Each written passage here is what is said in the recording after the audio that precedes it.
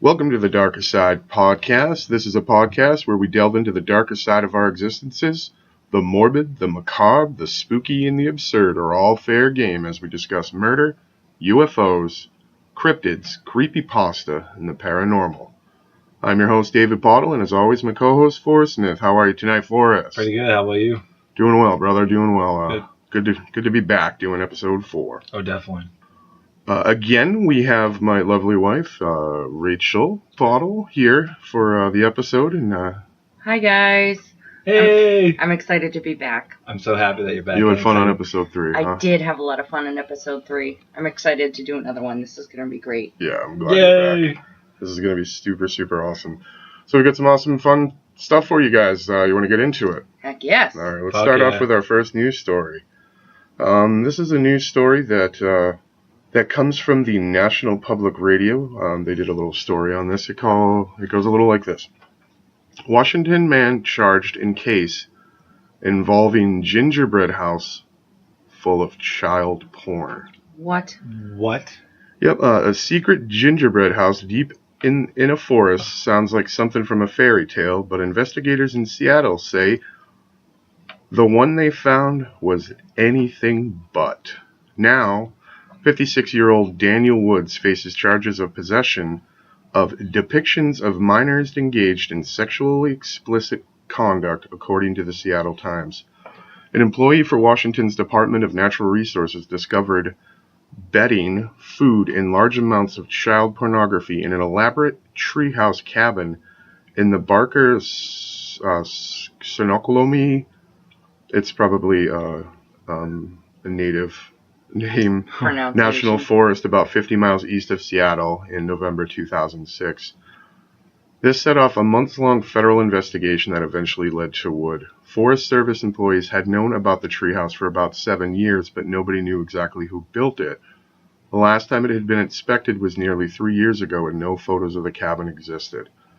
The employee with the DNR heard rumors of the cabin and decided to try to find it. He looked into it on it for 5 separate occasions, and then finally found the treehouse in its cache of porn. It's freaking crazy. What? So this sicko has this crazy, weird gingerbread house, treehouse. If you saw the picture, it looks a lot like a gingerbread house. Yeah, or like something out of Hansel and Gretel for sure. Like we're gonna have to post that. Yeah. It looked like a gingerbread house on the outside. The cabin was dark brown in color and built approximately 8 feet off the ground, according to FBI Seattle's office. There was a porch around the structure and the front door, and windows on the sides, as well as a pitched roof and a ladder from the ground to the porch. But when you looked inside, the employees found something startling. On all 4 walls were framed pictures of fairy-like features, or what appeared to be young girls, approximately 8 to 12 years old, per FBI reports. The employees took some of the photos to show to law enforcement and then returned with a detective from the King County Sheriff's Office. Detective Christopher Myers found an envelope that contained more pornographic images of young girls, along with an SD card of thousands of images of child pornography on it. The photos and SD card were turned over to Seattle FBI for further investigation.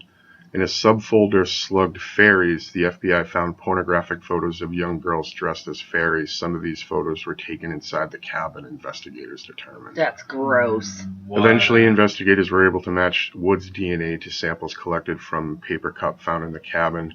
He will be arraigned on March 26th and is ordered not to have any contact with minors, without exceptions. Well, no shit. No, Jesus Christ. I mean, if you're going up for trial because, you're a pedophile, you probably shouldn't be around kids. No, It's fucking crazy, though. Just saying. He's had this little kiddie porn fairy tale land that he's built up there out of just pure sickness and absolute... What? It's crazy how people's brains work. It's nuts how people's brains work. To this guy, though, that's what he's supposed to do, or that's his urge that he has to fulfill, and it's like, why? Right. Why? I don't get it either. Like, I'm absolutely floored by the whole concept or present, just absolutely mind-boggling. I don't... Could probably make a horror film out of this. Well, without a doubt. It would be a weird serial killer... I wouldn't want to watch serial that. rapist thriller. You know. I wouldn't It'd be wanna watch horrible. that. No. It would sell, sadly, though. Yeah, Ugh, unfortunately. gross. But again, that's why we do the Darkercide podcast. Yeah, We like- bring this horrible information to you so that you guys are, you can hopefully, we're not trying to make too light of it, but I mean, this piece of shit though. What a horrible, horrible person. Again, wow. And according to the The government. people in the jails don't like people who touch children, do No. they? Oh, he'll get his. Oh, yeah. Get something shoved up Hopefully he does. His pooper. his rectum. So that's Pooper. that's what it looked like, guys. Oh wow, it does look Wow. like a gingerbread house. Oh it my does, God, like that's- as a small child, I'd be like, oh my god, it's so cute. Yeah. That is cool. Until you get in there, Yeah, and and then then it's a this guy's giant nightmare. dressing you up like fairies and then kind of molest and rape you, which is No, just a thanks. completely horrible gonna have- nightmare for these poor kids. We're going to have to children. post that on our website. Oh, my God. Yeah, there we'll post a link to the Page. story and the picture of it as well. So that's story number one. It's a Wow. pretty gruesome story. And, it's funny. It's like the government blames gay people. It's like, Yeah. we're the problem with America. No, it's these psychopaths, these little kid peddlers and Right. shit like that. Forrest, you got a new story for us today? So what I have today is the story from what I got from Gizmodo. And supposedly a lady got shot by her oven. How is that even possible? I stumbled upon this. I'm like, fucking A, I gotta read this shit. Yeah, absolutely. Oh my god. Okay, so let's go. Among items on the short list of things that shouldn't be stored in an oven, live ammunition ranks near the top, just below live babies and gasoline. That's because... Don't put We're babies gonna in say the oven. Don't put babies in the oven. No babies in the oven. Good lord. Okay. So what?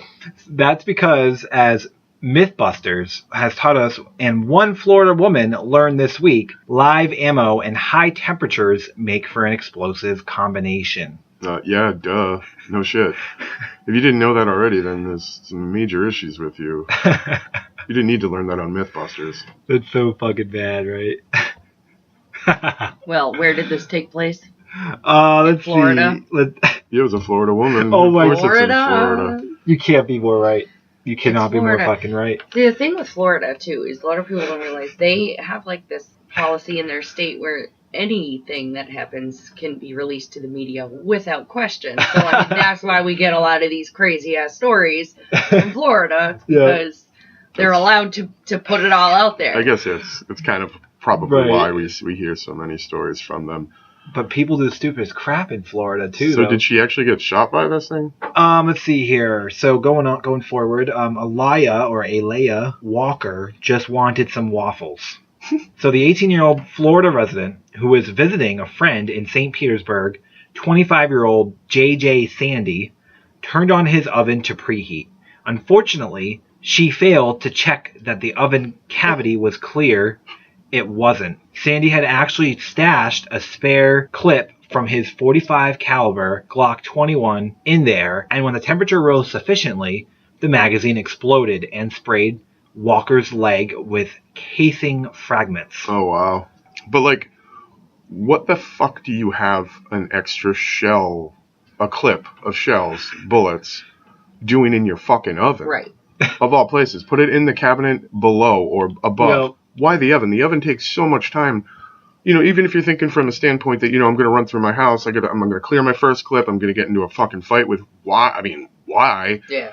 But, and you're stashing clips around the house, the fucking last place I'm ever going to put a clip, if I'm like danger room in my house or whatever, so that is in the fucking oven. Yeah. Yep. In the fucking oven. And Ridiculous. it said supposedly these rounds will discharge at temperatures as low as 280 degrees Fahrenheit, but luckily there were only 4 remaining in the 13-round clip when it went off. Christ. Well, that's still really fucking horrible. 4 rounds, I mean, Yeah. shoot your dog, kill your dog, baby, Could've Well, killed it your shot her kid. leg. Like, toddler. I could have preheated the oven for a pizza. When it reached the temperature, those things could have gone off, and my kid's there, or Yeah. again, like you said, the dog or family members. It's kind Yep. of so stupid. Toddler. That's like a Darwin Award type of thing, It's so bad, but it's like, it's just...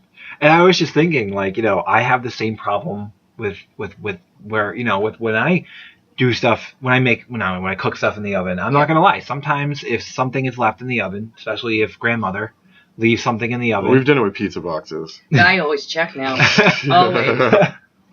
I mean, let's face it. A lot of people don't check their ovens before they turn it on. Oh, I Yeah, but I mean, It I'm takes that glad it's one a pizza time. box and not A magazine.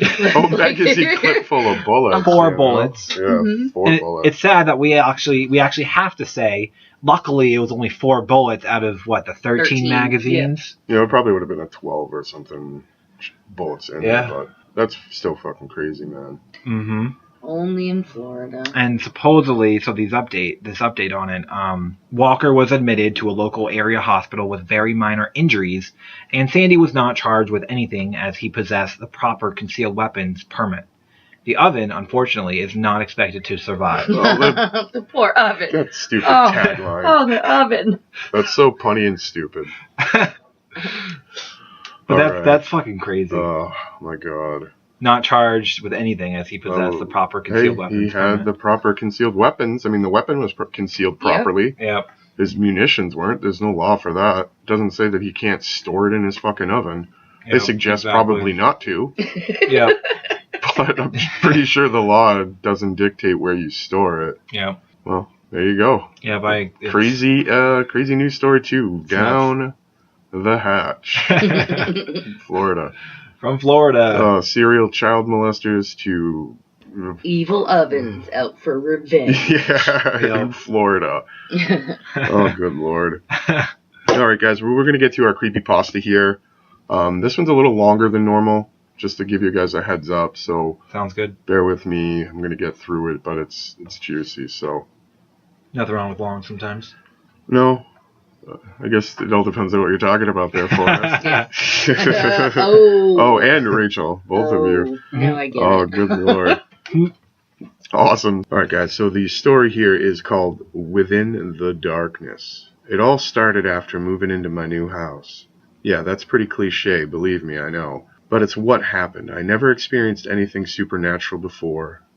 Though interested, I never really experienced anything to happen to me. I am able to rent the house for pretty cheap. I didn't think anything of it because it was old and not in the best of neighborhoods, so I guess I just got a good deal. After moving everything in, things were fine for a while. I don't remember exactly when it started because it seemed so minor at the time. I'd leave a light on and in the kitchen or in the bathroom and come back and find it off. Honestly, I thought I was just forgetting that I turned them off already when I came back. After a while, I began to wonder, and I started leaving a couple lights on purpose. Sometimes nothing would happen. Sometimes I'd come back to find the lights turned off. By now, I figured out that something was off. I wasn't really scared, but just confused. I thought maybe something was wrong with the electronics. I started leaving lights on a bit more often because I thought I might be able to get some signs of why they would be randomly shutting off. That's when it started to take another turn. The first real time I remember something crazy happening was I left the kitchen and living room light on while I was asleep. I woke up in a deep, rumbling growl coming from the kitchen. Now, from the bedroom, you can't see down the hall to the living room, and that room is connected to the kitchen. I remember waking up and thinking that there was an animal or something in my house. I looked down the hall towards the living room to see the light darken. Somebody had flicked off the light from the kitchen. Another low growl came, this time from the living room, and I nearly screamed as I saw something bolt across the length of the hall opening, and then the living room light went off. I couldn't tell exactly what it was, though. It just seemed like a black shadow or something. Didn't really matter. I was scared shitless. I bolted from my bed then and threw on the bedroom light, expecting something to be in the room and getting ready to come after me. Nothing. There wasn't anything in the room. I let out a low breath and then I slowly moved down the hall into the living room. Once I got to the end, I practically ran to throw on the light switch there. Again, nothing. Kitchen next, and once again, nothing. I was starting to think I had dreamed it all before, and I went to turn off the kitchen light and stopped. Now I was a grown man, but here I was terrified to turn off the switch. And I'll admit it, I slept with all the lights on that night. That was a mistake. When I woke up the next morning, all the lights were off once again. I went to push myself out of the bed and winced as my body felt sore. I pulled the sheets off to see long red marks running down along my legs and arms. It looked like something scratched me in the night. That terrified the hell out of me, but not really so much as what I saw around the house. Every light I left on was smashed. Every light bulb that was on last night was broken. Every lamp knocked over and smashed in. My breath caught in my throat as I looked around. Something was fucked up as hell here, and something tried to, well, do something to me. I called in for work that day and went to immediately replace all the lights. I didn't know what to do then. I thought about leaving, but I know this probably sounds stupid, but this was my house. It was my first time away from my family, and this was my home. I couldn't give it up, so I stayed, even as it got worse. Even though I was beginning to become terrified of the dark, I couldn't really sleep with the lights on me at night in the bedroom. I'd leave another light on, though, like in the hall, in the living room, giving myself enough to see pretty well in the dark room. And almost every night I'd wake up in the middle of the night to hear something growling and prowling around the living room, and then the lights would shut off.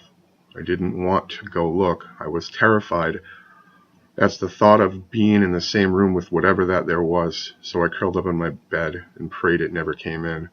One night after this went on for a while, I had it, and I bought a gun, and I turned on every light in the house, then sat down in the middle of the living room with my gun in my lap and a baseball bat sitting next to me. I waited. There was nothing at first for a long time, and around 2 in the morning I began to hear it oddly. It was behind me. I turned and peeked towards the hall of my bedroom, and I could hear the familiar growl. I swallowed and held my gun to one hand and the bat in the other and slowly began to step around to get a better view of the bedroom from the living room. As I began to get the view of my bed, I heard a loud thump, followed by an inhuman roar. I, being the brave man I was, jumped back and away from the hallway. I wanted to end this all, but dear God, I didn't want to deal with that thing. I could hear tearing and smashing, but I didn't know how I caught it. But I did manage to hear the audible click, and then nothing. Slowly, I went back to peek down the hall, and the light was off once again. A deep breath, and I ventured forth, my weapons ready. When I came to my bedroom, I flicked the light back on. I gasped. My bed was ravaged, torn completely apart. It was like some animal had jumped into it and ripped to shreds. I stepped forward and looked at what was left of the bed and just stood in shock for who knows when. It wasn't until I heard the sound of a familiar growl that I turned around, standing near my door, right at the light switch, was when I finally saw it. It was a man, a white and rotting man with mangled body that looked like he had once been a dog's chew toy staring at me. I was too shocked to even raise my weapon. It stared at me in just moments and then flicked off the light. I screamed. I'm not even ashamed to admit it. I screamed and I bolted. I didn't care that was where that man had been standing. I ran past it where I had seen him, swinging my bat like a madman. I nearly put a hole in the hallway, and as I ran through into the safe light of the hall, I turned to look back, just to see him once again near the hall light switch. He turned that one off too. By then, I didn't want the fight. I wanted to be safe. I burst past the living room and into the brightest of the kitchen. I heard a sound of growling and scratching nearly all around me, and then I knew he was coming back. I looked back once again to see his mangled and rotten corpse. A man turned off another light with a broken finger and plunged me into terrifying darkness. I broke for the living room. I was going to be my final stand. I had the fight here. I drew close to the standing lamp that was in the last line of defense. It hated the dark, so I didn't stay right here next to this comforting standing lamp. I waited for it to turn off. It never did. I looked around. Quiet. Nothing but quiet. I turned then to look at that saving grace of a lamp that refused to yield. I started to find myself laughing, a crazy but alive laugh, and I thought I'd finally be okay. I stepped closer, and I swear I almost hugged the lamp until I saw it. I heard the growl first coming not from behind me, but in front, from that lamp. My eyes widened, and I stared at the light. That lamp intensified. I stumbled back, and I don't know what happened, but I think I tripped on something. I just know I found myself flat on my back, staring up at the bright, intense light. It wasn't comforting any longer, just hot and heavy and bright. I thought it was going to burn me away, and then it came. I don't have words to describe what poured from that lamp's light. It was hideous, twisted, and filled with rage. I know I'll never forget those eyes, though, bright, hot, and white, those glowing circles of pure malice. It hated me. It hated everything about me, and not just me. It hated all of us, every human being. But it was stuck here, and it would lash out at what it could. Me. I don't know. I knew this, but I just knew. I lunged for me, and it prepared myself for the painful death. Click. The light went out once again. came darkness, sweet, quieting, relaxing darkness. I stayed on the ground for a long moment, letting my eyes adjust as I kept my gaze fixated on where my standing lamp was. As the seconds passed, I could start to make him out. The mangled man standing by my lamp, one torn hand upon the switch as he looked down at me. I understood then. I understood what it all meant. Everything that happened. The man pulled his hand away from it and then pointed a mangled finger toward it before very clearly shaking his head from side to side. All I could find myself doing was nodding. He wasn't the one trying to harm me. All this time, all those instances, he had been trying to protect me. That creature could only come in the light. And this mangled man had been trying to keep me safe. He didn't want somebody else to repeat his mistakes. I moved out that very next day and never looked back. Whatever it was confined to that house, and so far nothing has come for me from another lamp source. However, that thing will always stick with me in the back of my mind. Every night, in my new apartment, I made a habit of wandering around the house, making sure every light is off, every curtain is closed, and made sure to plunge myself in quiet, comforting, and safe pitch darkness. That's crazy. Wow. That's an awesome story.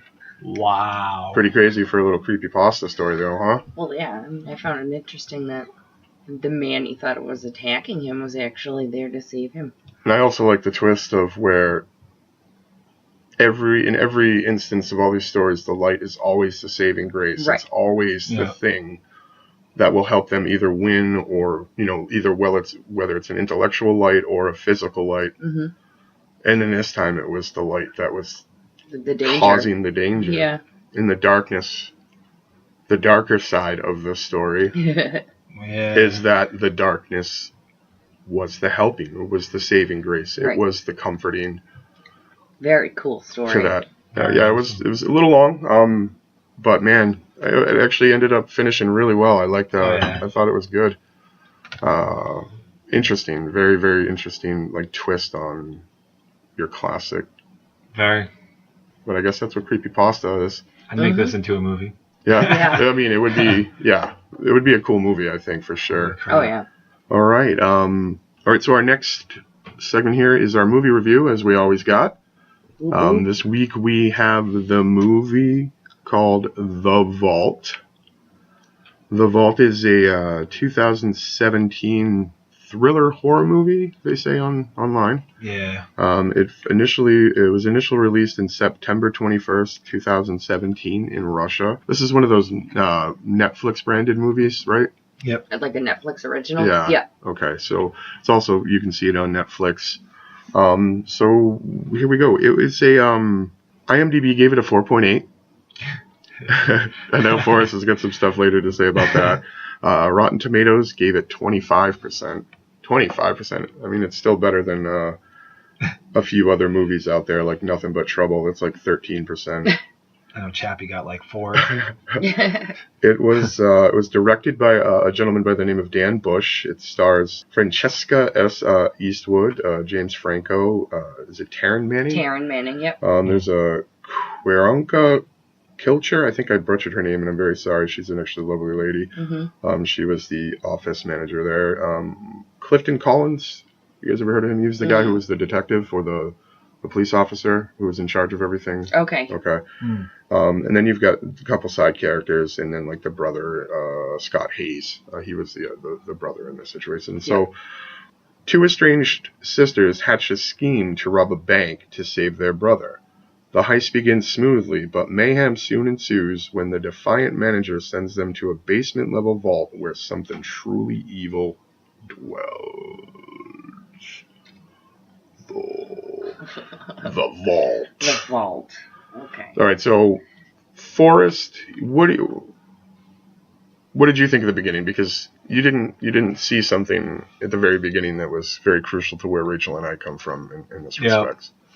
Okay, so starting with that beginning sequence, I thought it was interesting. With the music pertaining to, that's kind of like the theme song, right, from that whole backstory event, and then I didn't realize that those, like, the visual effects sequences in the beginning was pretty much pertaining to the whole horror-ish side of the story. Yeah. I didn't see it at all. And if you're not keen, I guess you could maybe like not see it. But Rachel and I saw them from the instant. As soon as we saw the connection of the storylines on the newsprints in that first sequence, I knew exactly that this was going to be a major part of the story. Oh yeah, so like obviously it opens up with newspaper articles and stuff about a cool fire music that's going on. The deaths, how they died. Yep, different stuff like that of a robbery that happened back in the 80s, in a bank, a small bank, where this vault is kept.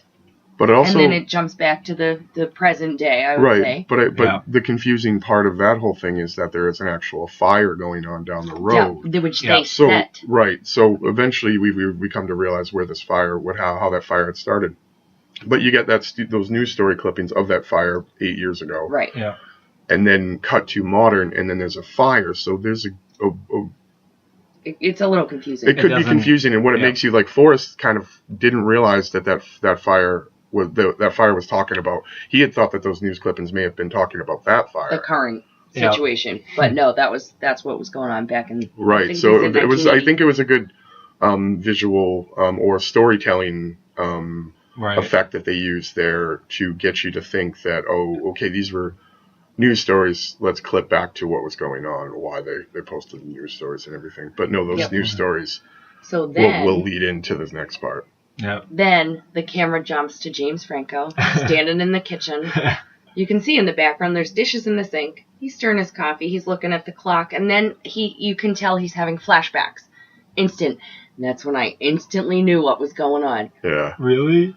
Oh yeah. See, Forrest didn't see it at all. I kind of didn't see it early that early either. But at one point in the movie, watching it, I was like, okay, I get it. Yeah. I honestly really thought it was just like his psyche coming back to him to realize, like, oh, maybe he was in just another bank robbery in the past. But I didn't think of.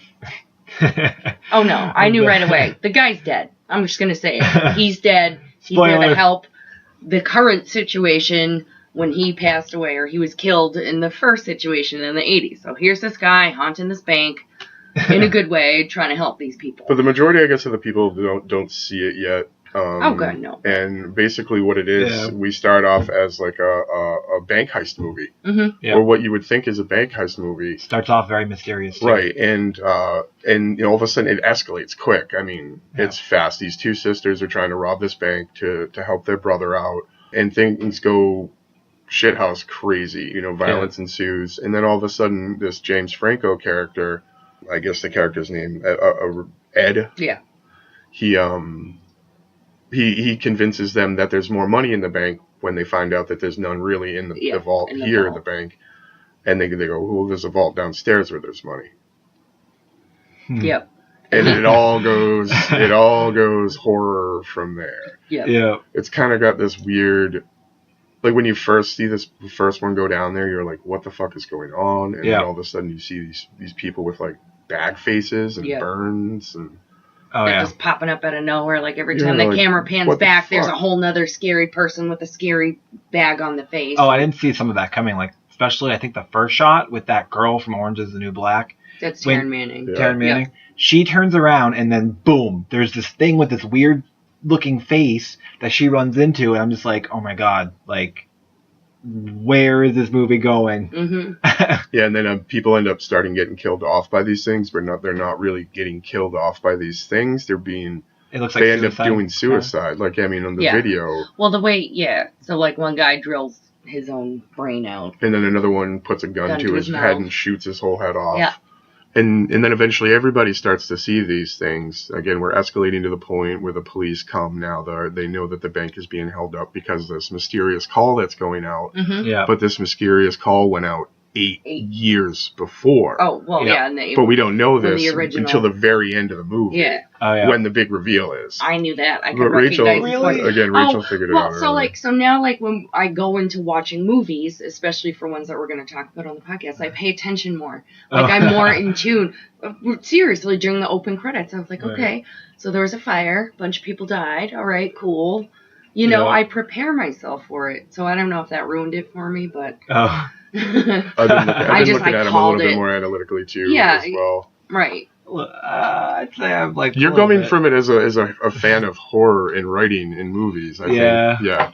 Which is good. Stay that way. Yeah, because you're always the one that's like, yeah, okay, this is I thought it was great. The thing, like, especially the thing that was like, I'm not gonna lie, like the first half hour, more like the first 10 minutes, because it's such fast pace in the beginning. Mm-hmm.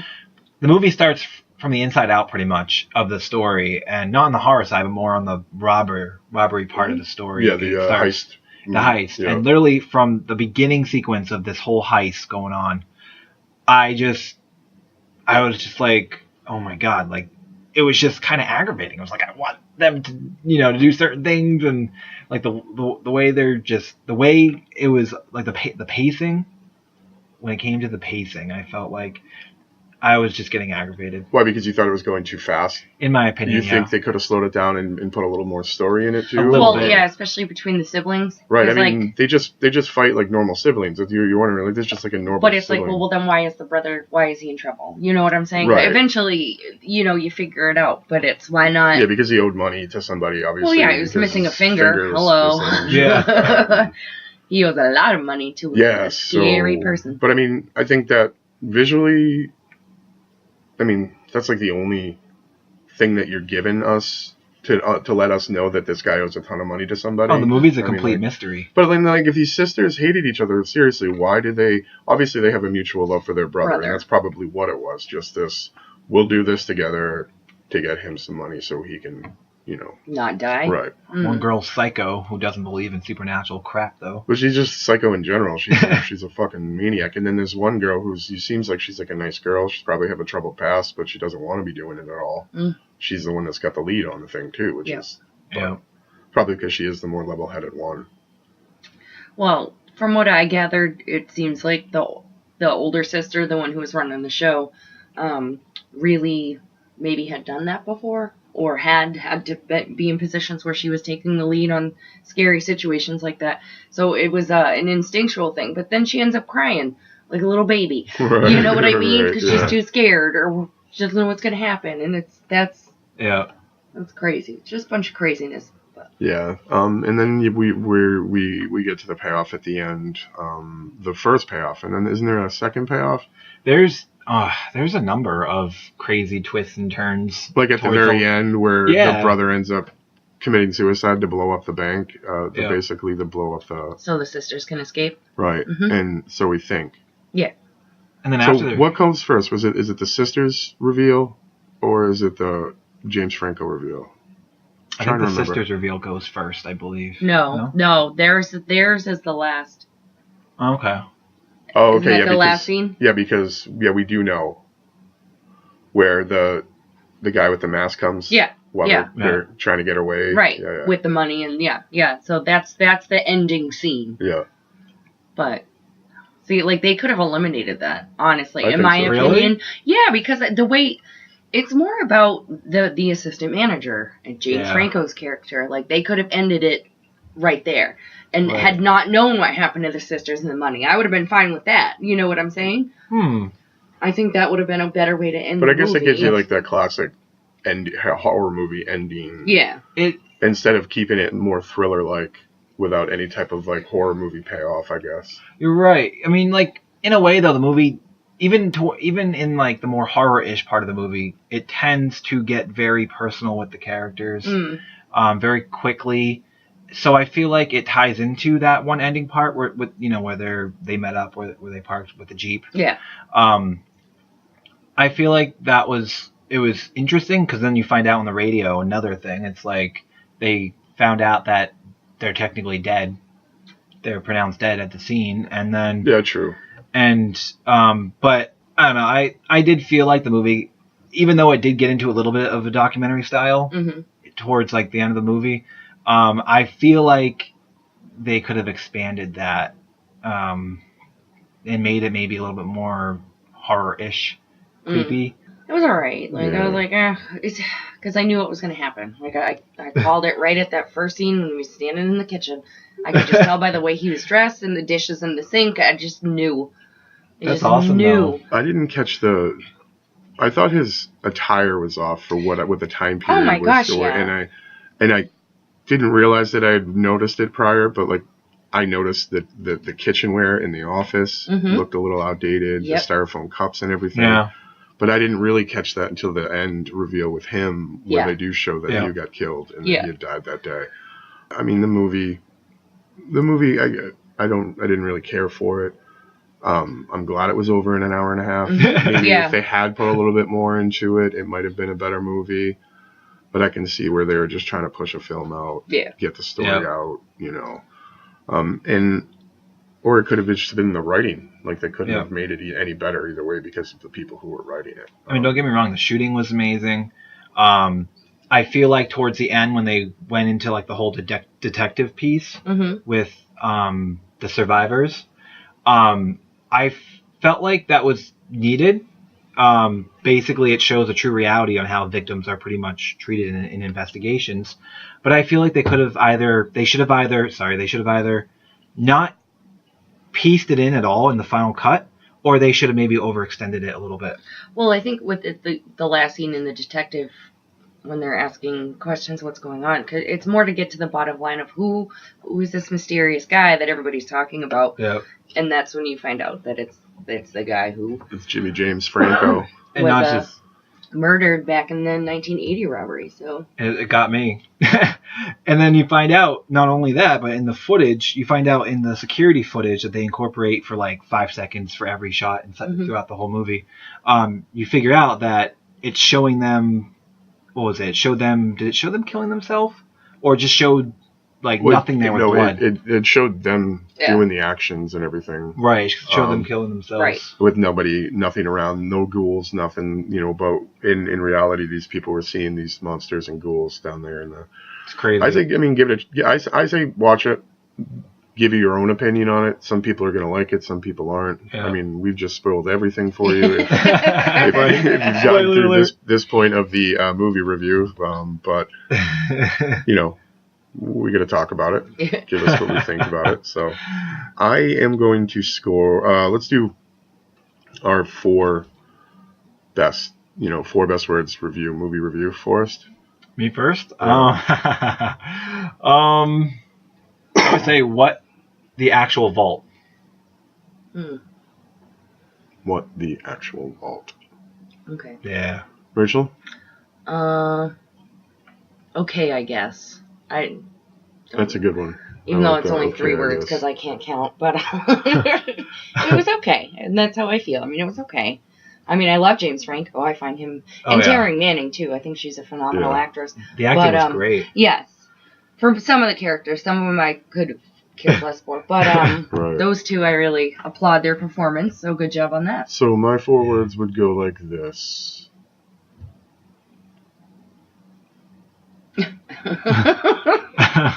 I can't even find 4 words. I have very up and down opinions about this movie. Yeah. Very up and down.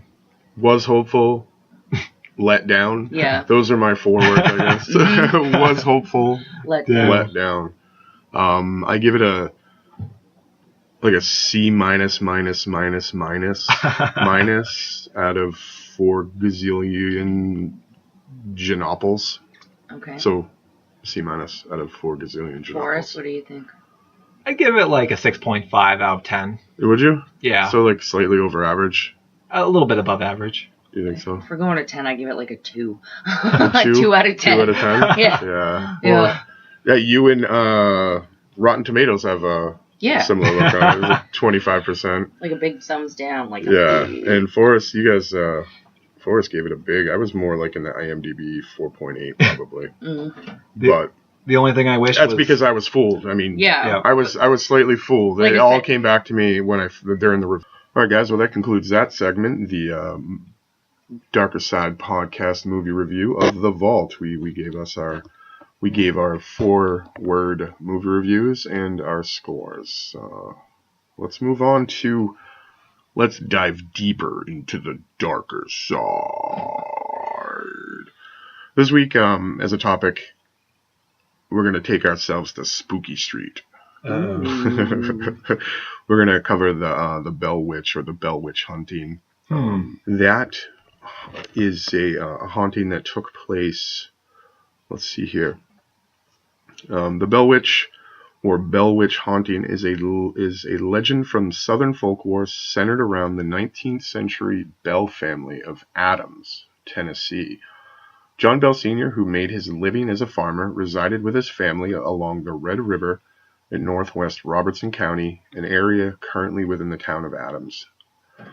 According to the legend, from 1817 to 1821, his family and the local area came under attack by an invisible entity able to speak, affect the physical environment, and metamorphosize anywhere. Some accounts record the spirit also to have been psychic and capable of crossing long distances with superhuman speed and or of being in more than one place at a time. Almost like remote viewing. Basically, or or just able to instantly transform itself across the Atlantic to like places like England and stuff like that. Mm-hmm. Eventually, a story like that comes into play further down the line. In 1894, a newspaper editor, Martin V. Ingram, published his Authenticated History of the Bell Witch. The book is widely regarded as the first full-length record of the legend and a primary source for the subsequent treatment. So people who study this phenomenon use this as the primary source. Eventually we'll see that people do have issues with this source because the sources coming from this source aren't necessarily sourced. Yeah. Wow. So, let's see. The individuals recorded in the work were known historical personalities. In modern times, some skeptics have regarded Ingram's efforts as a work of historical fiction or even fraud rather than a nascent folklore study or accurate reflection of belief in that region during the 19th century. Let's see here. In the book, An Authenticated History of Bell Witch, author Martin Van Buren Ingram published that the poltergeist's name was Kate, after the entity claimed at one point to be old Kate Batts, which Kate Batts was apparently John Bell Sr.'s one of their neighbors, and apparently at one point these two had a gripe between, it was either land or property. The story's either way. Some say it was about land. Some say it was about the sale of a slave that one of them had. He was a family member slave, and they had sold it off. Yeah. And Batts wasn't happy, but apparently she had passed away at some point, and the witch is claiming to be this old Kate or Kate. The physical activity centered on the Bell's youngest daughter, Betsy, and her father. Kate expressed particular displeasure with Betsy, became engaged to a local man by Joshua Gardner. So Betsy, this younger daughter, was eventually engaged to a gentleman, Joshua Gardner, and apparently this is when all of this started. Some people say it started around this point. Some people said it started a little earlier, but Kate apparently wasn't too happy with this engagement and did not like Mr. Gardner, Mr. Bell, or this Joshua Gardner. Okay. She didn't like either one of these people. So, the haunting began in late summer of 1817 when John Bell witnessed the apparition of a dog with the head of a rabbit. That's kind of weird. I mean, and that's, I guess, how the legend states that's what he had saw out on his property. Bell fired at the animal, but it disappeared. Activity moved into the home with sounds of scratching, knocking, and smacking lips, with sheets being pulled from beds. The phenomenon grew in intensity as the entity pulled hair, slapped, pinched, and stuck pins in the family, with particular emphasis, again, on Betsy. Yeah. It says that the Bells turned to a family friend, James Johnson, for help. After retiring for the evening at the Bell home, Johnson was awakened that night by the same phenomenon. That morning, he told the Bell it was a spirit, just like in the Bible. It's a spirit. It's got to be one of them spirits that they talk about in the Bible. You know what I'm saying? Oh, my God. Soon word of the haunting spread, with some traveling great distances to see the witch. So as soon as people started to hear this from towns in different states, people were flocking to this area. Apparently, again, sources, whether the sources are true or just folklore.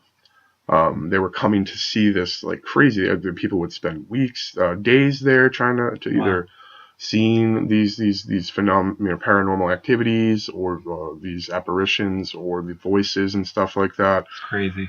It became kind of like a freak show in the area. So and at some point, the town and the townspeople were getting concerned about this. Let's see here. The apparition began to speak out loud and have full conversations, and even at one point repeated words, word for word, 2 sermons given 13 miles apart at the same time. Mm-hmm. So she was able to give word for word one of the sermons in the voice of one of the preachers going on 13 miles away.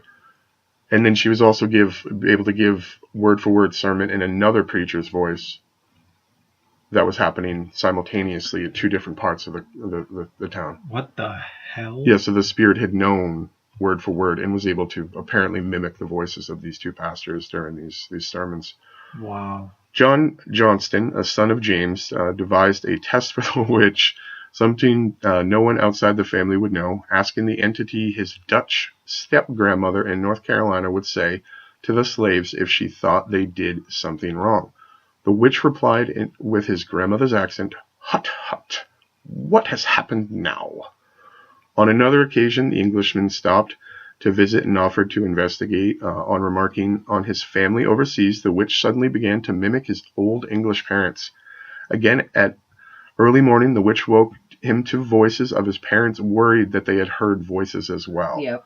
So he had like woke him up to his parents' voices of them discussing how they were worried because they were also hearing his voice On the other side of the ocean. Yeah, about them being worried, about him being worried above his family. Wow. The Englishman quickly left that morning and later wrote to the Bell family the entity had visited his family in England and apologized for his skepticism. So, Wow. at times the spirit displayed a form of kindness, especially towards Lucy, John Bell's wife. She would remark that she was the most perfect woman to walk the earth. The witch would give Lucy fresh fruit and sing hymns to her. Seriously, people, fruit was appearing out of nowhere according to these stories and legends, where the apparition would just drop it on the table. Yep. Or they would say, well, here's something right here, and then they'd find like a coin or something. They were giving these like physical objects out of absolute nothing. And in that time, I can't understand how they didn't have 17 priests in there trying to I know, right? to have like a mass exorcism or burn the place down and then have the entire community rebuild somewhere. It's it's crazy and weird, right? Mm-hmm. Very, very. Let's see here. Weird. Referring to John Bell Sr. as Old Jack, the witch claimed she intended to kill him and signaled this intention through curses, threats, and afflictions. So she just hated Old Jack or John Bell Sr. She despised this guy. For again, folklore goes back to saying that they had a dispute while they were alive. Mm-hmm. Wow. But I mean, who knows if it was just a demon or something? Right. Stating that, just taking the voice of, Kate, his old neighbor, who he had a feud with at one point. Because he had already hated her anyway. Now the best way to get to this guy was to use his voice that he hated the most in life. Yeah. That's good. Pretty possible. The story climaxes with Bell Patriarch being poisoned by the witch. Afterward, the entity interrupted the mourners by singing drinking songs at his funeral. Mm-hmm. So the family had found a vial on his nightstand the day they had found him dead. They don't know where it got there. They're not sure that John could have committed suicide. Didn't they give it to the cat or an animal? Right after they had given it. Yep, it was a cat. They gave it whatever the substance was in there. The cat died instantly. The cat keeled over and died instantly. So they knew that he had been poisoned, but they don't know if it was him or the witch or somebody else. Yeah. It could have very well been somebody else. It could have been, if we go back to the story, the daughter, Betsy. Yep. There was a person, a school teacher, who was really, really into her.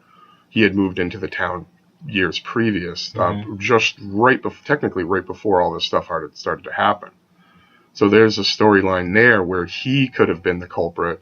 He could have been a ventriloquist, because he was a school teacher and befriended the family and was there all the time. So he could have been perpetrating some of this as well. So they say. But he could have also been the one that poisoned the father, so that, what's her name? And also, since that Kate hated Betsy's engagement, Betsy ended up he left ending her. the engagement. Well, he called it off because he was like, "Whoa, fuck this! Yeah. This is too crazy. I'm out of here. Bye." And then the school teacher eventually ended up getting married to Betsy, and that's when things kind of slowed down. Let's see here. So John dies. Betsy interrupts the mourners by singing drinking songs. Betsy or Kate? Kate. Yeah. Kate does. In 1821, soon after Betsy called off her engagement, the entity told the family it was going to leave, but return in 7 years in 1828. The witch returned on time to Lucy and her sons Richard and Joel with similar activities as before, but they chose not to encourage it, and the witch appeared to leave again. Several accounts during that time where people were coming through say that during his military career, Andrew Jackson was intrigued with the story, and his men were frightened away after traveling to investigate. That he had actually stopped there. As in former President Andrew Jackson? Okay. Had stopped there and actually witnessed some of this stuff too. There are supposed accounts, again, not really well sourced and documented, that he had actually gone there and witnessed these things himself. In an independent oral traditional record in the vicinity of Panola County, Mississippi, the witch was the ghost of an unpleasant overseer John Bell had murdered in North Carolina. In this tradition, the spirit falls in love with the central character, Mary, leading to her death, reminiscent of kind of like a vampiric type of lore. The supernatural powers attributed to the Tennessee spirit have also been compared to that of a jinn in mythology. In the manuscript attributed Richard William Bell, he writes of the spirit, whether it was witchery such as afflicted people in past centuries in the darker ages, whether some gifted fiend or hellish nature practicing sorcery for selfish enjoyment, or some modern science akin to that of mesmerism, or some hobgoblin native to the winds of the county, or a disembodied soul shut out of heaven, or an evil spirit like those Paul drove out of the man into the swine. That's a biblical story. Setting them mad, or a demon let loose from hell. I am unable to decide, nor has anyone yet divined its nature or cause for appearing, and I trust this description of the monster in all forms and shapes and many tongues will lead experts who may come with a wiser generation to correct conclusion and satisfactory explanation. That was William Bell, An Authenticated History of the Witch. That was in chapter 8 of that. So he says that I dare you to prove me wrong, but again, where the main source of this information is coming from is this gentleman who wrote the book about it. Yeah, the book about it, An Authenticated History of Bell, because I mean he was apparently the only source of this story, this nature. As I was saying before, you know how they have this skeptics, and you know these people who are saying that this was either a hoax first off, or the daughter Betsy perpetrating all this. You know, it goes back to that whole thing where like these young daughters make these things up, and again, all these supernatural type stories. That's what everybody. How they blame the chick, right? Like, the little she's girl, just being dramatic, right? Exactly. Whatever. She's got her period, and she's making things up. She can pitch shift her voice and crawl on walls while she's doing this. Yeah. Okay. It's her period. Yeah. So according to this gentleman Ranford, the Bell Witch story is an important one for all paranormal researchers. It shows how easily legend and myth can be mistaken for fact and real events, and how easily the lines are blurred when sources are not checked. Yeah. During Dunning, another person, wrote that there was no need to discuss the supposed paranormal activity until there was evidence that the story was true. Vague stories indicate that there was a witch in the area. All the significant facts of the story have been falsified, and the ones come from a source of dubious credibility. Again, checking the story.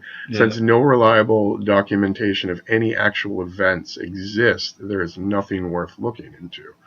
Again, there's a few news articles because she's gone. Like, she didn't stick around or anything like that. Like, she said she'd be back in 7 years. She came back. They didn't encourage it, and she left. Right, and then the only sources that they have are these news stories written by newspapers hundreds of miles away, like in Vermont or Wisconsin or, down south even further, like in Georgia and stuff, far removed from these states.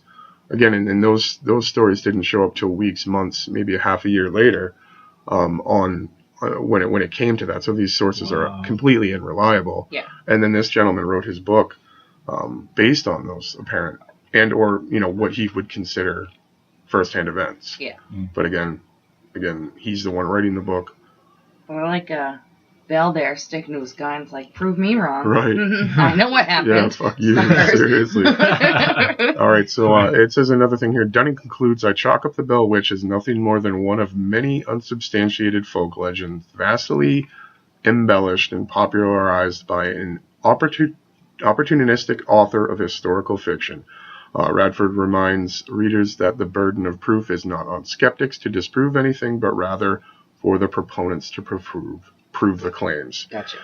Joel Nickel has written that many of those that knew Betsy suspected her of fraud, and the Bell Witch story sounds suspiciously like an example of the poltergeist faking syndrome, in which somebody, typically a child, causes the mischief. They're blaming that bitch again. Poor Betsy. Yeah. All this chick wanted to do was get married, and this chased off her fiance. And it's a deeper story. There's a lot to this one. I just wanted to kind of hit it, the way I did. Give everybody, if you haven't heard about this, something to look into further.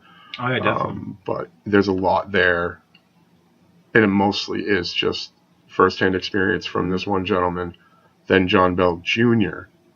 Ended up writing accounts of it as well. Yep. And those are the accounts that you're getting. You could definitely be falsified or, a money-making tool to sell books, especially after the fact. And that this local legend was built. But most local legends are built on something. Mm-hmm. Yeah. There had to have kind of been something, and if the case was real, then what was this? Was it a demon? Was it some sort of like a djinn, like they had said? The activities involved with the creature. Well, especially the fact that she could travel long distances, even across the world. Instantly. Yeah. Right. Yeah. I mean,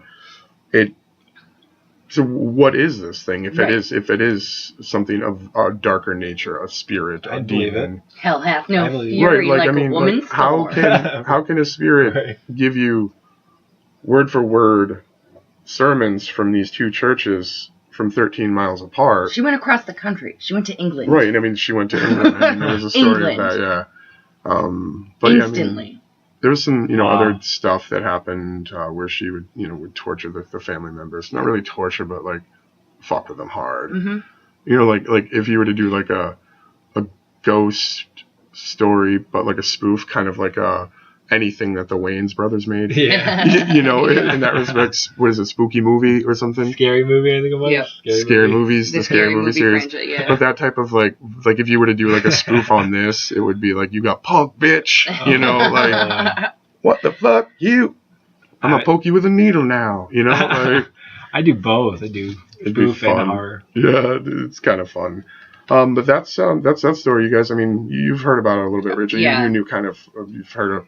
Like, kind of Astonishing Legends. Yeah, they did this. Another podcast. Great guys. They did a good... Another Forest. Yeah. Another Forest. Yeah, Forest Burgess. Forest Burgess. Wow. Good podcast. If you guys haven't listened to any of this, their podcast, I mean, it's huge. You probably have heard of it, so listen to that one as well.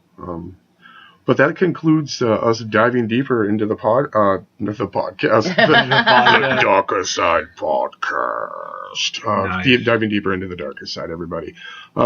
This time, it's time for a segment I like to call Getting Lost in the Forest. This is a segment where Forrest basically rants about a subject and topic that is chafing his ass or hurting his heart or, making him sick.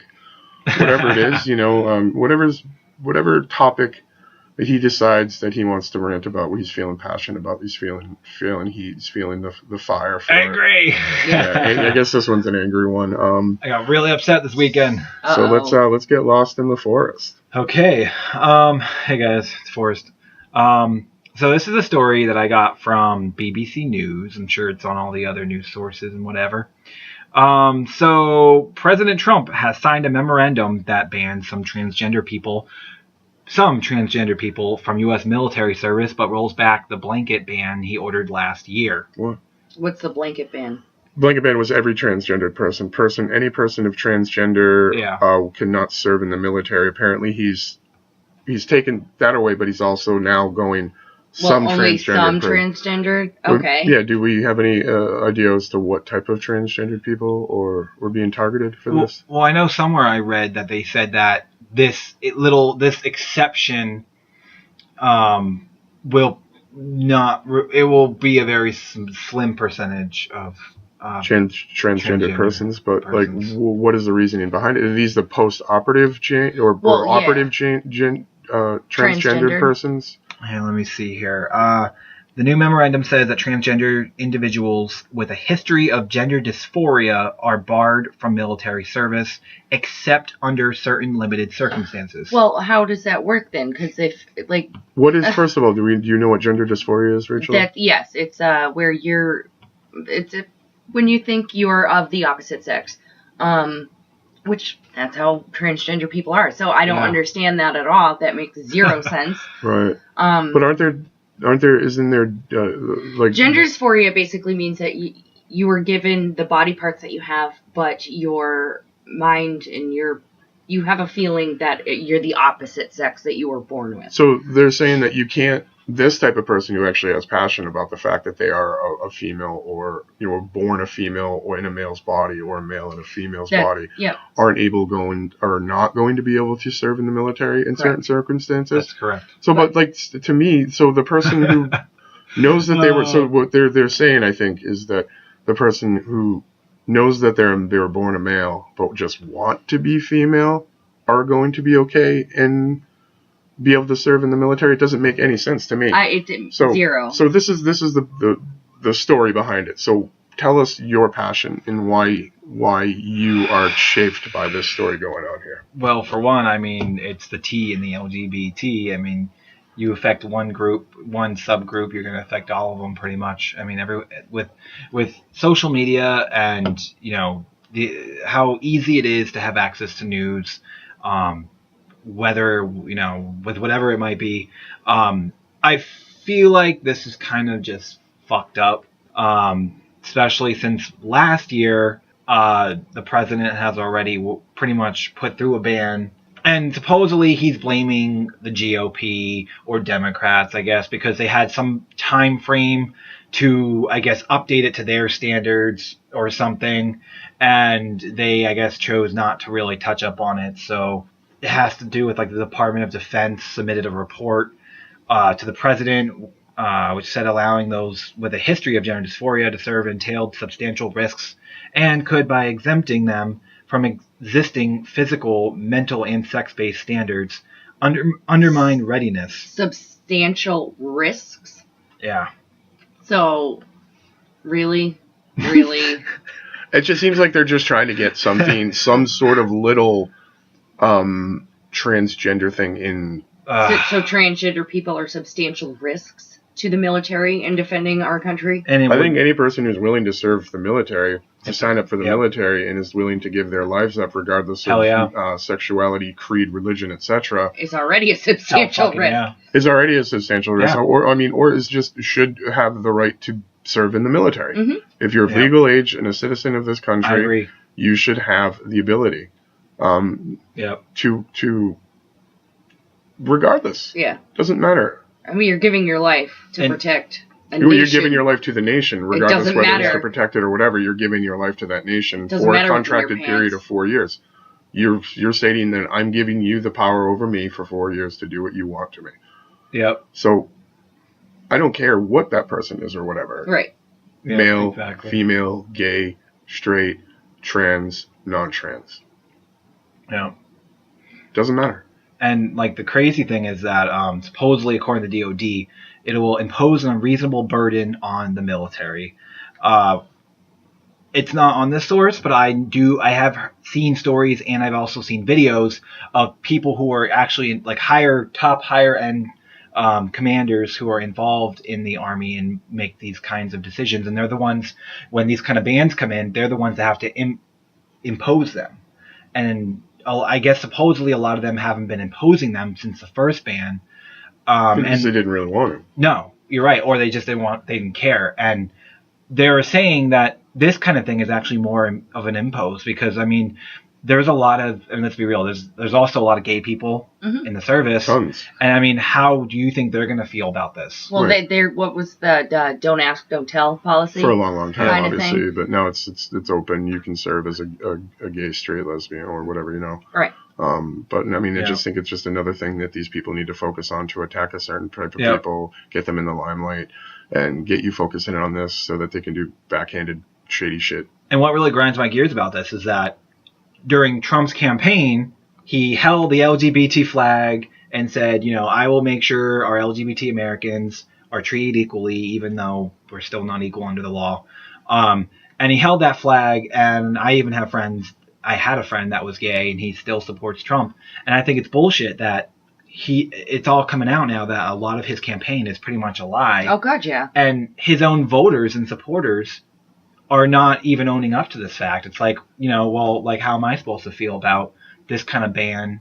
Right. I mean, if he's doing it, then maybe it's a right thing. I don't know. I think it's just fucked up. It really pisses me off. Yeah. And I can see it in your face.